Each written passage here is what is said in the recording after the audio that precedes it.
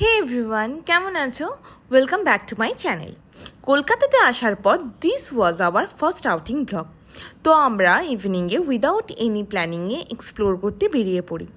কোথাও একটা যাব, এখনও ঠিক করিনি কোথায় যাব আমরা। তো এখন আমরা ভাবছি, রাস্তায় হাঁটতে হাঁটতে দুজনে ভাবছি যে কোথায় যাওয়া যায়। মেট্রো স্টেশনে পৌঁছেই লিটারালি আমাদের কোনো ওয়েট করতে হয়নি, ইনস্ট্যান্ট মেট্রো পেয়ে গিয়েছিলাম এবং আমরা ডিসাইড করি আমরা আজকে ভিক্টোরিয়া মেমোরিয়ালের লাইট শোটা দেখব। তো আমরা ময়দানে নেমে লিটারালি ছুটতে ছুটতে ভিক্টোরিয়াতে পৌঁছাই, বাট যখন পৌঁছাই the show had already started. তাও আমরা রিকোয়েস্ট করে টিকিট কালেক্ট করি এবং ঢুকে পড়ি। অ্যান্ড গেস হোয়াট গাইস, আমরা ঢোকার পর জাস্ট অ্যারাউন্ড 15 মিনিটসের মতো দেখতে পেয়েছিলাম, তারপর শোটা শেষ হয়ে যায়।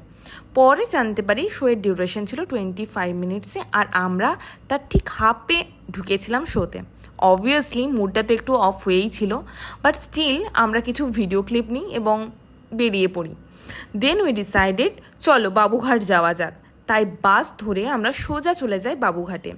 বাট সিরিয়াসলি গাইজ, সেই দিন এত গরম ছিল, ইভেন গঙ্গার ধারে বসেও আমরা সেটা ফিল করছিলাম। ওইখানে গিয়ে একটু বসে চিল করি, একটু আড্ডা মারি, কিছু ফটো তুলি এবং আমাদের নিজেদের মধ্যে ভাইবস এনজয় করতে থাকি। ফাইনালি আমাদের রাতের ডিনার কমপ্লিট করে ক্যাব বুক করে বাড়ির দিকে রওনা দিই। Overall it was a simple outing. কিছু আনএক্সপেক্টেড মুমেন্ট ছিল, বাট অনেস্টলি মেমোরিটা ছিল টোটালি ওয়ার্থ ইট। তো এবার থেকে আমার চ্যানেলে ডেলি ভ্লগ আসবে for the next 30 days। Yes, it is my 30 days challenge.